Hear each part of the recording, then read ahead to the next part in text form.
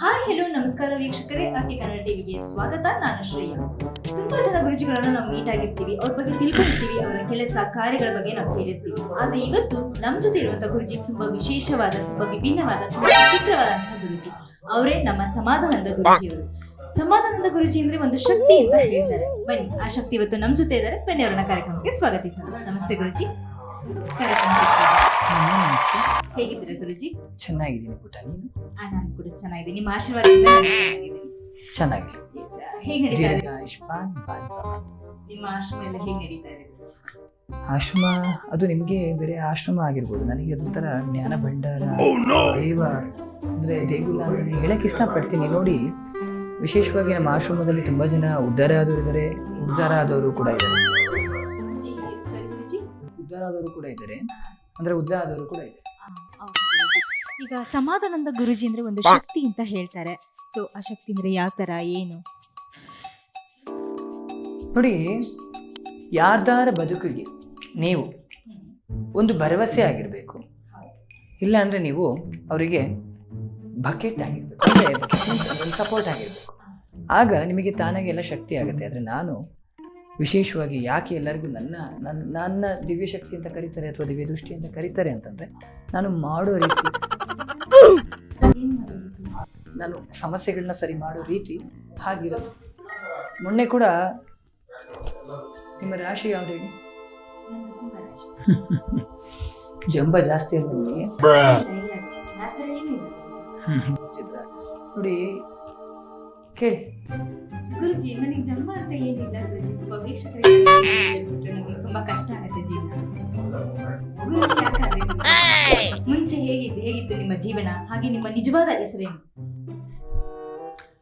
ರಾಮಗೋಪಾಲ್ ಪ್ರತಾಪ್ ವರ್ಮಾ ಶ್ಯಾಮ್ ಸುಂದರ್ ರೆಡ್ಡಿ ಕೃಷ್ಣ ಗೋಕುಲ ಕುಮಾರ್ ಅಂತ ನನ್ನ ಹೆಸರು. ಗುರುಜಿ, ನಾನು ಕೇಳಿದ್ದು ನಿಮ್ಮ ಒಬ್ಬರ ಹೆಸರು ಗುರುಜಿ. ಪ್ರಾರಬ್ಧ ಮುಂದಿದೆ, ಒಂದೇ ಹೆಸರೇ. ನೋಡಿ, ನನ್ನ ಫ್ಲ್ಯಾಶ್ ಬ್ಯಾಕ್ ನಾನು ನಿಮ್ಮ ಹತ್ರ ಹೇಳ್ಕೊಳಕ್ಕೆ ವೇದಿಕೆ ಇಲ್ಲ ಅಂತಾರೆ. ಇವತ್ತು ಎಲ್ಲ ಬುಧ ಕೇತು ಶುಕ್ಲ ಗುರು ಇವೆಲ್ಲರೂ ಒಟ್ಟಿಗೆ ಚುಚ್ತಾ ಇದ್ದಾವೆ ನನಗೆ, ಹೇಳು ಹೇಳು ಹೇಳು ಅಂತ. ನೋಡಿ, ನಾನು ಬಂದ್ಬಿಟ್ಟು ಹುಡ್ತಾನೆ ಅಗರ್ಭ ಶ್ರೀಮಂತನ. ನಾನು ಏನಾಗಿತ್ತು ಅಂದ್ರೆ, ನಾನು ಹುಟ್ಟಿದಾಗ ನಾನು 7 ವರ್ಷ ಆದ್ಮೇಲೆ ಹುಟ್ಟಿದ್ದು. ಅಪ್ಪ ಅಮ್ಮ ಮದುವೆ ಆಗೋಕ್ಕಿಂತ ಮುಂಚೆ 7 ವರ್ಷ ಲವ್ ಆದ್ಮೇಲೆ 1 ವರ್ಷ ಆದ್ಮೇಲೆ ಹುಟ್ಟಿದ್ದು. ಹಿಂಗಿದ್ದಾಗ ಏನಾಗುತ್ತೆ ಅಂದ್ರೆ, ನನ್ನ ತುಂಬಾ ಮುದ್ದಾಗಿ ಸಾಕ್ತಾರೆ. ಯಾವ ರೀತಿ ಅಂದ್ರೆ, ನನ್ನ ಜಾತಕದಲ್ಲಿ ಒಂದು ದೋಷ ಇರುತ್ತೆ. ನಿನ್ನ ಮಗ ಸಾವಿತ್ರಮ್ಮ, ನಿನ್ನ ಮಗ ನೀವು ಹೊರಗೆ ಬಿಟ್ರಿ ಅಂದ್ರೆ ಅವನು ಏನು ಬೇಕಾದ್ರೂ ಆಗ್ಬೋದು, ಅವನ ಜೀವನ ಡ್ಯಾಮೇಜ್ ಆಗ್ಬೋದು, ಜೀವನ ಹೊಡೆದಿ ಚೂರಾಗ್ಬೋದು, ಅವನಿಗೆ ಬಿಸಿಲು ಕಿರಣ ಕೂಡ ಬೀಳೋಂಗಿಲ್ಲ ಅಂತ ಹೇಳಿ ಒಂದು ಆದೇಶ ಮಾಡ್ತಾರೆ. ಅಂದ್ರೆ ಒಂದು ಜಾತಕದ ಬಗ್ಗೆ ಮಾತಾಡ್ತಾರೆ.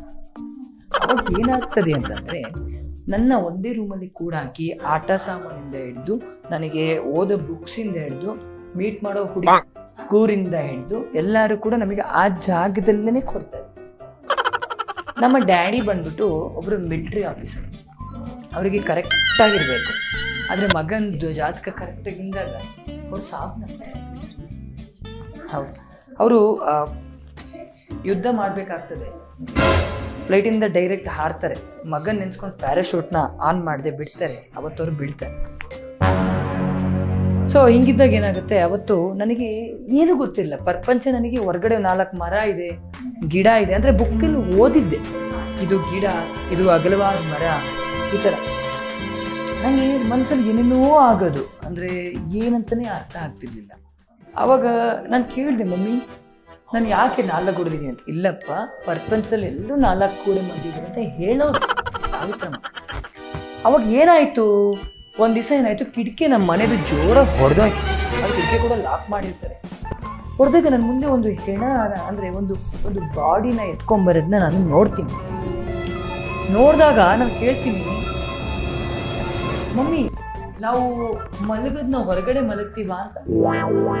ಅವಾಗ ನಮ್ಮಮ್ಮ ಹೇಳತ್ತೆ, ಅದು ಸಾವು ಅಂತ. ನಾನು ದಿಗ್ಭ್ರಮೆ ಆಗಿ ಹೋಗ್ತೀನಿ. ಕೇಳಿ, ಮನುಷ್ಯನಿಗೆ ಸಾವು ಇರ್ತದೆ ಅಂತ ನನಗೆ ಅವಾಗ, ನೀವು ಅಲ್ಲೆಲ್ಲ ನೋಡಿ ಸಾವು ಇರ್ತದೆ ಅಂತ ಅವಾಗ್ಲೇ ಗೊತ್ತಾಗದ್ ನನಗೆ. ಬದುಕಿ ಏನು ಅಂತ ಗೊತ್ತಿಲ್ಲ, ಸಾವು ಗೊತ್ತಿರುತ್ತೆ. ಸೌಮ್ಯ ಅವರೇ, ಹಿಂಗಿದ್ದಾಗ ಏನಾಗ್ತದೆ, ನಾನು ಮನೆಯಿಂದ ಓಡ್ ಬಂದು ನಾನು ಮನೆ ಸಾಮಾನ ಮಾರಿ ನಾನು ಆಶ್ರಮ ಕಟ್ಟಕ್ಕೆ ತೆರಳ್ತೀನಿ. ಒಂದು ಮರದಡಿಗೆ ಜೋರು ತಪಸ್ ಮಾಡಿದಾಗ ಒಂದು ಗಾಳಿ ನನಗೆ ಹೇಳುತ್ತೆ, ನೀನು ದೈವ ಮಗ, ಮತ್ತೆ ನೋಡ್ಬೇಡಿ. ಇಲ್ಲಿ ಯಾರಿಲ್ಲ MD ಯಾರಿಲ್ಲಿ? ಒಂದ್ ನಿಮಿಷ MD ಅವರೇ, ಇಲ್ಲಿ ನೋಡಿ, ಇಲ್ಲಿ ಎಲ್ಲೆಲ್ಲೋ ನೋಡ್ತಾ ಇದಾರೆ ಅವ್ರು. ಏನಿದು ನನಗೆ ಅರ್ಥ ಆಗ್ತಿಲ್ಲ, ಈ ಹುಡುಗಿದ ಅರ್ಥ ಆಗ್ತಿಲ್ಲ. ಅದೇ ಎಲ್ಲರನ್ನು ಮಾರಿದೀನಿ ಅಂತ ಹೇಳಿದ್ರೆ ಏನ್ ಮಾರಿದೀರಾ ಅಂತ ನೋಡಿದ್ರೆ, ಮನೆ ಪಾತ್ರೆಗಳು ಮಾರಿದೆ, ಆಟ ಸಾಮಾನು ಮಾರಿದೆ, ಮುಖ್ಯವಾದ ವಸ್ತುಗಳನ್ನ ಸಾಮಾನು ತೆಗೆದು ಮಾರಿದೆ. ಅದನ್ನ ಮಾರಿದಾಗ ನಾನು ಒಂದು ಸಣ್ಣ ಗುಡಿಸು ತರ ಕೆಂಗೇರಿ ಜಾಗದಲ್ಲಿ ಒಂದು ಆಶ್ರಮ ಕಟ್ಟಿಸ್ತೇನೆ. ಅದನ್ನೆಲ್ಲ ಮಾರ್ಬಿಟ್ಟು ನೀವು ಹಿಂಗ್ ಇದ್ ಮಾಡಿದ್ರೆ ನಿಮಗೆ ಊಟ ತಿಂಡಿ ಅಥವಾ ಏನೇ ಮನೆಯಲ್ಲಿ ಸಾಮಾನುಗಳು ಬೇಕೇ ಬೇಕು ಗುರುಜಿ. 3 ವರ್ಷ ನಾನು ತಪಸ್ ಮಾಡಿದ್ದೆ. ಗಾಳಿಗೆ ನನ್ನ ಆಹಾರ ಆಗಿತ್ತು. ಹೇಗೆ ಸೇರಿಸ್ಕೊಂಡಿದ್ದೆ ಗುರುಜಿ? ಸೂಪರ್.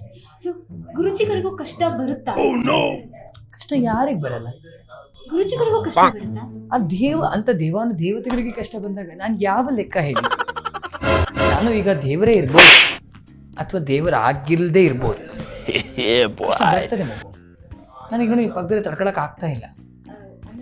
ಅಂದ್ರೆ ನಿಮ್ ಕಷ್ಟಗಳನ್ನ ಹೇಳಕ್ಕೆ ನನಗೆ ಹೇಳ್ಬೇಕು ಅಂತ, ಆದ್ರೆ ಅದು ವಿಧಿ ಲಿಖಿತ, ನಾನು ಹೇಳ್ಬಾರ್ದು. ನಾವು ನುಡಿಯೋ ಮಾತುಗಳು ಅದು ತಕ್ಷಣ ಬರುತ್ತೆ, ಅದು ನುಡಿದ್ಬಿಟ್ರೆ ನಮಗೆ ತೊಂದರೆ ಆಗತ್ತೆ. ನಮ್ಮ ಹಿರಿಯರು ಹೇಳೋರು, ನಮ್ಮ ಇವರೆಲ್ಲ ಹೇಳೋರು, ನಿನಗೆ ನಿನ್ ಬಾಯಿಂದನೇ ಜಾತಕ ಬರುತ್ತೆ, ಇದು ಬರುತ್ತೆ, ಅದು ನೀನು ಹೇಳ್ಬಾರ್ದು ಅಂತ. 122 ದಿನ ನೀವು ಏನು ಸೇರಿಸ್ತಡೆ ಧ್ಯಾನ ಮಾಡಿದ್ರಿ, ಧ್ಯಾನದಲ್ಲಿ ಮುಳುಗೋಗಿದ್ರಿ ಅಂತ. 3 ವರ್ಷದ 122 ದಿನ. 3 ವರ್ಷದ 122 ದಿನಗಳ ಅದು ಹೇಗಿದ್ರಿ ಅಷ್ಟು ದಿನಗಳ ಕಾಲ? ನಮಗೆ ಒಂದಿನ ಉಪವಾಸ ಇರೋದಕ್ಕೆ ಕಷ್ಟ ಗುರುಜಿ. ಅಂದ್ರೆ ನೋಡಿ, ಸಿಂಗಲ್ ಆಗಿ ನಾವು ಏನ್ ಮಾಡಿದ್ರು ಸಿಂಗಲ್ ಆಗಿ ಇರ್ಬೋದು. ಅಂದ್ರೆ ಪ್ರಪಂಚ ಹೆಂಗೆ ಅಂದ್ರೆ, ಈ ಒಂದು ಜಗತ್ತು ಸ್ವಾರ್ಥ ಜಗತ್ತು. ಈ ಸ್ವಾರ್ಥ ಜಗತ್ತಲ್ಲಿ ನಾವು ಯಾರ ಸ್ವಾರ್ಥ ಇಲ್ಲದೆ ಇದ್ದಾಗ ಪ್ರಕೃತಿ ನಮ್ಮ ಜೊತೆ ಸೇರ್ತದೆ. ಆ ಮಿಲನನೇ ಈ ಒಂದು ಜನ. ಗುರುಜಿ ಅಂತ ಕರಿಬೇಕಾ, ಸ್ವಾಮೀಜಿ ಅಂತ ಕರಿಬೇಕಾ, ಅವಧೂತ ನೋಡಿ, ಅಷ್ಟು ದೊಡ್ಡ ನಮ್ಮ ಮಾತು ದೇವದೂತ ಅಂತ ಕರೀತಾರೆ ಈ ಜನ. ಆದ್ರೆ ಅದು ಅವರವರ ಭಕ್ತಿಗೆ ಸಂಬಂಧಪಟ್ಟಿದ್ದು. ಆದ್ರೆ ನಾನು ಒಬ್ಬ ಸಾಮಾನ್ಯ ದೇವ ಮನುಷ್ಯ. ನಿಮ್ಮ ಕಡೆಯಿಂದ ಹಲವಾರು ಜನಗಳಿಗೆ ತುಂಬಾ ಸಹಾಯ ಆಗಿದೆ ಅಂತ ಕೇಳ್ಪಟ್ಟಿದ್ದೆ ಗುರುಜಿ. ಅದೇ ಯಾವ್ಯಾವ ರೀತಿ ಸಹಾಯಗಳು, ಹೇಗೆ? ಅಂದ್ರೆ ನಮ್ಮಲ್ಲಿ ಯೂಶುವಲಾಗಿ ಮಕ್ಕಳು ಯಾರಿಗೆ ಆಗಲ್ಲ, ಅವರು ವಿಶೇಷವಾಗಿ ನಮ್ಮ ಹತ್ರ ಬರ್ತಾರೆ. ಯಾಕಂದ್ರೆ ನಾವು ಆ ಒಂದು ಮಂತ್ರದಿಂದ ಮಾಡಿ ಕೊಡ್ತೀವಿ. ಆಮೇಲೆ ವಿಶೇಷವಾಗಿ ಯಾವ್ದಾದ್ರು ಎದಾಳ್ತಾ ಇಲ್ಲ ಜೀವನ, ಅವತ್ತು ನಾವು ಅವ್ರಿಗೆ ಹೆಲ್ಪ್ ಮಾಡಿದ್ದೀವಿ. ವಿಶೇಷವಾಗಿ ನಮ್ಮಲ್ಲಿ ಸಮಾಧಾನದ ನೋಡಿ ಅಂತ ಒಂದು ಪ್ರಾಡಕ್ಟ್ನ ನಾವು ಸೇಲ್ ಮಾಡಿದ್ದೀವಿ. ಅದು ಮೈಕೈ ತಿಕ್ಕೋದಕ್ಕಾಗಲಿ, ಅಂದ್ರೆ ನೋವುಗಳು ಬಂದಾಗ ನಾವು ಅದನ್ನ ಒಂದು ಸಲ ನೀವು ಮೈರಿಗೆ ಹಾಕೊಂಡು ತಿಕ್ಕೊಂಡ್ರೆ ಇಲ್ಲ ಸರ್. ಹಾಗೆ ಗುರುಜಿ, ನಿಮ್ಮ ಕೆಲಸ ಕಾರ್ಯಗಳು ಇದೇ ತರ ಮುಂದೆ ಹೋಗ್ತಾ ಇದೆ ಅಂತ ಹೇಳಕ್ ಇಷ್ಟಪಡ್ತೀನಿ. ಅದ್ರ ಜೊತೆಗೆ ಒಬ್ರು ಒಂದು ಪ್ರಶ್ನೆಯನ್ನ ಕೇಳ್ಬೋದಾ ಗುರುಜಿ? ತುಂಬಾ ಜನ ಹೇಳ್ತಾ ಇದ್ರು ನಿಮ್ದು ಬೇರೆ ತರ ಸಿಡಿಗಳೆಲ್ಲ ಹೊರಗೆ ಬಂದಿದೆ ಅಂತ ಹೇಳಿ. ಆ ಒಂದು ಪ್ರಶ್ನೆ ನನಗೆ ಕಿವಿಗೆ ಬಿತ್ತು. ಆ ಪ್ರಶ್ನೆ ಕೇಳಬೇಕು ಅಂತ ಹೇಳಿದ್ರು, ಅದಕ್ಕೋಸ್ಕರ ಕೇಳ್ತಾ ಇದ್ದೀನಿ ಗುರುಜಿ. ಅದು ನಿಜನಾ ಸುಳ್ಳ?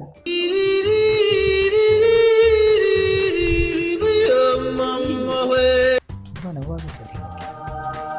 ನೀವೇನು ನೋಡ್ತಿರಲ್ಲ, ಮನೋಜಾನಂದ ಅಂತ ಇದಲ್ಲ ಬೇರೆ ದೇಶದಲ್ಲಿ. ಅವನ ಸಿಡಿ ರಿಲೀಸ್ ಆಗಿದ್ದ ಮುಂಚೆ ನಂದು ಆಗಬೇಕಿತ್ತು. ನಂದು 48 ಸಿಡಿ ಇತ್ತು.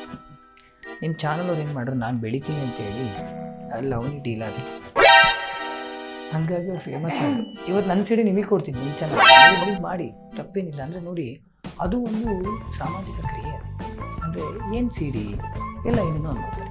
ನಮ್ಮ ಸಿಡಿ ಏನು ಉಂಟು ಅಂತಂದರೆ, ಸ್ಪರ್ಶ ಅಂದರೆ ಏನು, ಕಷ್ಟ ಅಂದರೆ, ಸುಖ ಅಂದರೆ, ಇದನ್ನು ಹೇಳ್ಕೊಳಕ್ಕೆ ಮುಗಿದ ಸಿಡಿಲಿ ಇಟ್ಟಿರೋದು ಒಂಥರ ಆಗ್ತಿದೆ.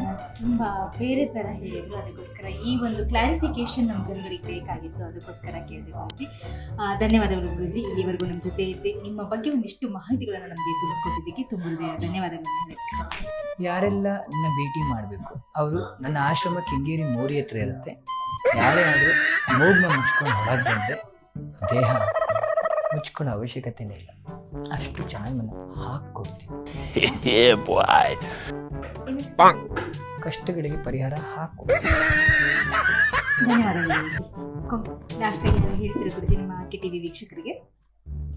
ನೋಡಿ, ಯಾರು ಸೋಲ್ಬೇಡಿ, ಪ್ರಯತ್ನ ಪಡಿ.